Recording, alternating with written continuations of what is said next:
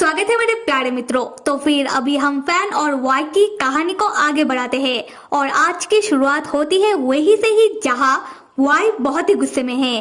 Y गुस्से में fan से कहता है, आप होटल के सामने किसी औरत के साथ नहीं थे? कौन है वो औरत? मुझे जानना है। और आप कैसे आदमी हो हाँ, जो आधे महीने भी बिना औरत के नहीं रह सकते? आप जैसा घटिया कैरेक्टर का आदमी मेरा बड़ा भैया हो ही नहीं सकता। दूसरी तरफ हम फैन को देखते हैं जो वाई के बातों से बहुत ज्यादा चौंक जाता है। फैन अपना दोनों हाथ वाई के कंधों में रखता है और वाई से कहता है कि वाई ये तुम क्या कह रहे हो? वाई गुस्से में फैन को धक्का मार देता है जिससे फैन जाकर सोफे में गिरता है। वाई गुस्से में कहता है कि मिस्टर फैन, आप ऐसा दिखावा मत करो कि आप कोई दूध के धुले हुए हो। फैन कहता है कि वाई मुझे सच में समझ नहीं आ रहा कि तुम ये कौन सी बातें कर रहे हो। देखो वाई, अगर तुम्हें सच्चाई पता ना हो तो फालतू के इल्जामात लोगों के ऊपर नहीं लगाना चाहिए। यहाँ वाई और गुस्से में आ जाता है। वाई फैन के नजदीक आकर फैन का गिरेबान पकड़ के फैन को खींच के अपनी ओर करता है और चिल्लाते हुए कहता है कि क्या मैं आपके ऊपर फालतू का इल्जामात लगा रहा हूँ? मिस्टर फैन, मैंने अपनी इन्हीं दोनों आंखों से आपको उस होटल के बाहर एक औरत के साथ हंस हंस के हक करते हुए देखा है। अब बताइए कि आप इस बारे में क्या कहेंगे? फैन तब सोचने लगता है कि होटल के बाहर, ओ हाँ, इसका मतलब नान के दोस्त के बर्थडे पार्टी में जो नान की टीचर जिन वो टल्ली हो गई थी और मैं उसे होटल के बाहर टैक्सी के अंदर बिठा रहा था, तब वाई ने मुझे उसके साथ देख लिया।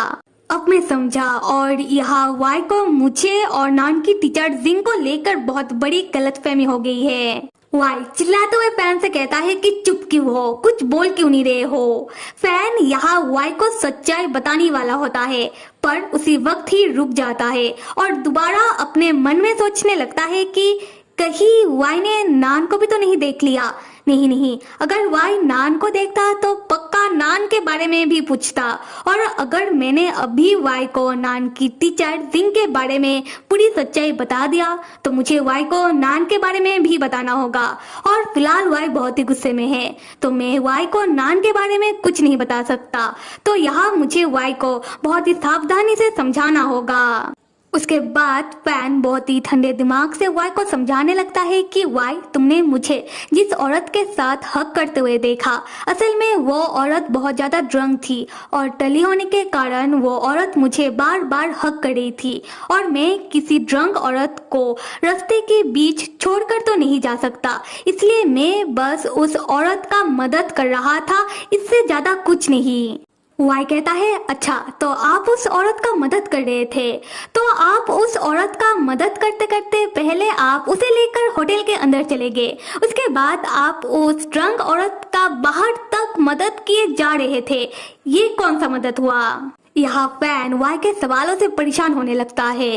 फैन वाई से कहता है कि वाई, तुम मेरा विश्वास करो, मैं तुमसे सच कह रहा हूँ, मुझे समझ नहीं आ रहा कि तुम्हें विश्वास दिलाने के लिए मैं ऐसा क्या करूँ। वाई तब फैन के बिल्कुल नजदीक चला आता है और फैन से कहता है कि क्या आप मुझे विश्वास दिलाना चाहते हो कि आपने उस औरत के साथ कुछ किया या फिर नहीं? चलो ये बात अभी पता चल जाएगा। ये कहने के बाद वाई फैन के कोट को साइड करता है और अपने हाथों से फैन के टी शर्ट को जबरदस्ती खींचकर ऊपर करते हुए फैन के नेक तक लेकर आता है और फैन के छाती से लेकर उसके पेट तक का एरिया वाई गौर से देखने लगता है। और वाई ये सारी चीजें इतनी जल्दी में करता है कि फैन को तो कुछ सेकंड तक समझ ही नहीं आ रहा था कि उसके साथ हो क्या रहा है। उसके बाद जब फैन को समझ आता है, फैन अपनी टी शर्ट को नीचे करते हुए ठीक करने लगता है और वाई से पूछता है कि क्या अब वाई को विश्वास हुआ? क्या वाई को कुछ दिखा, जैसे कि किस मार्क या फिर बाइट मार्क? नहीं ना, अगर उस औरत और फैन के बीच कुछ भी होता तो फैन के छाती में या फिर गर्दन में उस औरत की दी हुई कोई ना कोई मार्क तो जरूर होता, पर ऐसा कुछ भी नहीं है। अब वाई को तसल्ली मिल गया। वाई तब फैन के मुंह के बिल्कुल नजदीक चला आता है और फैन से कहता है कि नहीं, क्या पता उस औरत की दी हुई मार्क फैन के शरीर के किसी दूसरे हिस्से में हो। ये कहने के बाद वाई फैन की टी शर्ट को पकड़ लेता है और जबरदस्ती खोलने की कोशिश करने लगता है और इस बार फैन वाई के हाथों को पकड़ लेता है और वाई के हाथों को हटाता हुआ कहता है कि बस वाई, अब बस हो गया। वाई तब थोड़ा पीछे हटता हुआ फैन से कहता है कि मिस्टर फैन, अगर आप कुछ दिखाना ही नहीं चाहते हो तो मान जाओ कि आप कैरेक्टर से ढीला हो और आपके और उस औरत के बीच बहुत कुछ हुआ है। यहाँ फैन वाई को फिर से समझाने लगता है पर इस बार कुछ नहीं समझाता और रुक जाता है। फैन खड़ा होता है और बिना कुछ बोले लिविंग रूम से जाने लगता है क्योंकि फैन को भी समझ आ गया था कि वाई को समझाने का कोई मतलब नहीं बनता क्योंकि वाई ऐसा ही है। खैर वाई फैन को बिना कुछ बोले लिविंग रूम से जाता हुआ देखकर वाई गुस्से में पागल होने लगता है। वाई तब फैन का हाथ पकड़ता है और फैन को खींचकर सोफे में फेंक देता है और फैन के ऊपर चढ़ जाता है। उसके बाद वाई जबरदस्ती फैन के कपड़े को फैन के शरीर से खोलने की कोशिश करने लगता है। फैन भी वाई को रोकने की कोशिश करने लगता है। वाई जब फैन के कपड़े को खोल नहीं पा रहा था, वाई तब फैन के कपड़े को उसके टी शर्ट को जबरदस्ती फाड़ने की कोशिश करने लगता है। उसी वक्त फैन जोर जोर से रोना शुरू कर देता है। फैन को रोता हुआ देखकर वाई तुरंत पीछे हट जाता है और सोफे से उठकर खड़ा होता है और फैन को रोता हुआ देखकर वाई परेशान होने लगता है। वाई मन ही मन सोचता है कि मैंने फैन भैया को कभी भी रोते हुए नहीं देखा। फैन रोते हुए वाई से कह जा रहा था कि वाई, तुम गलत समझ रहे हो, मेरा और उस औरत के बीच कोई भी रिश्ता नहीं है। मैं तो बस उस औरत का मदद कर रहा था क्योंकि वो ड्रंक थी। मैं बस उस औरत का मदद कर रहा था। वाई फैन को रोते हुए देखकर और फैन का बिखरा हुआ हालत देखकर, जो ऑब्वियसली वाई के वजह से हुआ है, वाई को थोड़ा बहुत अपनी गलती का एहसास होता है। पर वाई तो वाई है, वो अपना अकड़ नहीं छोड़ता। वाई फिर भी अकड़ के साथ फैन से कहता है, मिस्टर फैन, आगे से आप मुझसे झूठ मत कहिएगा और मुझे फिर भी आपके ऊपर विश्वास नहीं हो रहा।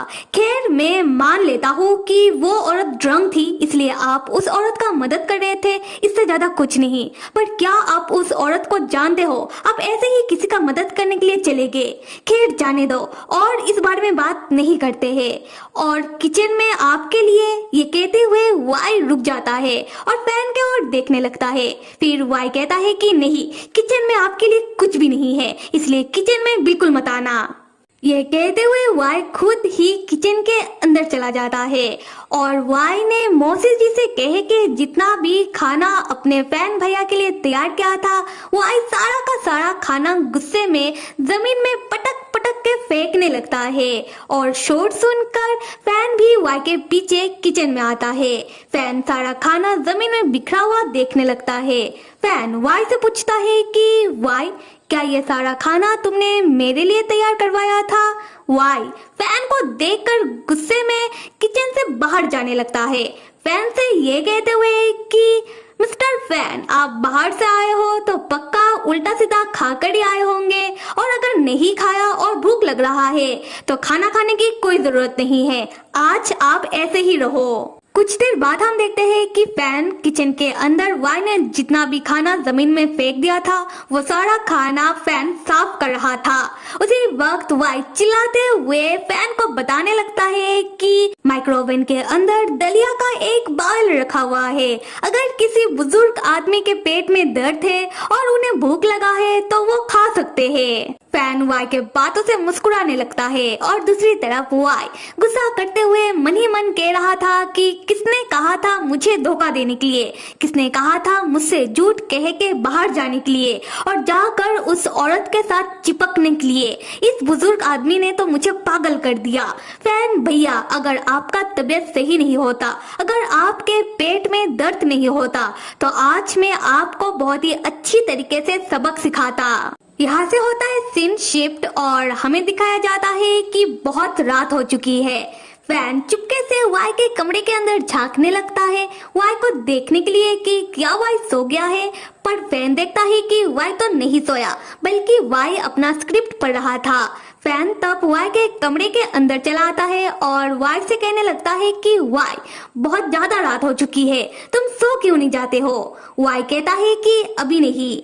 फैन वाई के आंखों के और गौर से देखने के बाद पूछता है कि वाई ये क्या, तुम्हारी दोनों आंखें लाल हो चुकी है।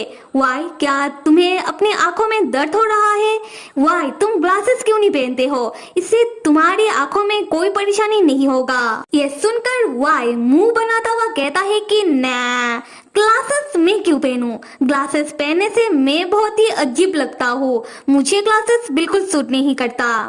तब फैन अपने पास से अपना ग्लासेस निकाल कर वाई को दिखाते हुए कहता है कि वाई पर मैं तो ग्लासेस पहनता हूँ। हाँ, मैं हमेशा ग्लासेस नहीं पहनता, जब भी मैं क्लासेस में स्टूडेंट को पढ़ाता हूँ तब मैं ग्लासेस लगाता हूँ और मुझे ग्लासेस बहुत सूट करता है, मैं ग्लासेस में बिल्कुल मस्त दिखाई देता हूँ। ये सुनकर वाई को हंसी आ जाती है और वाई हंसने लगता है। फिर वाई फैन को अपने पास बैठने के लिए कहता है और फैन से कहता है कि फैन अपना ग्लासेस पहनकर वाई को दिखाए, वाई भी तो देखे कि फैन ग्लासेस में कितना मस्त दिखाई देता है। और फैन ऐसा ही करता है।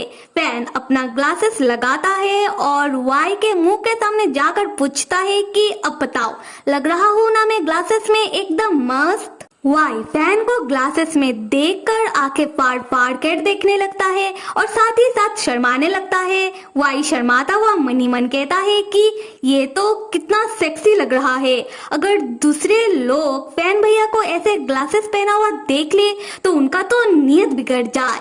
और फैन भैया ने क्या कहा कि वो क्लासेस के वक्त स्टूडेंट को पढ़ाते हुए ग्लासेस पहनते हैं, कहीं वो ग्लासेस पहनकर स्टूडेंट को सिड्यूस तो नहीं करते हैं। नहीं नहीं, ऐसा नहीं हो सकता, क्योंकि अगर ऐसा होता तो आज उस औरत के साथ जब फैन भैया थे तब उन्होंने अपना ग्लासेस नहीं पहना था। फिर वाई चिल्लाता हुआ फैन से कहता है कि फैन भैया ग्लासेस उतारो। फैन घबराकर अपना ग्लासेस उतार देता है और वाई से पूछता है कि क्या हुआ है। वाई तब फैन को बिस्तर में धक्का मार देता है और फैन के ऊपर चढ़ के फैन के हाथों से फैन का ग्लासेस छीन लेता है।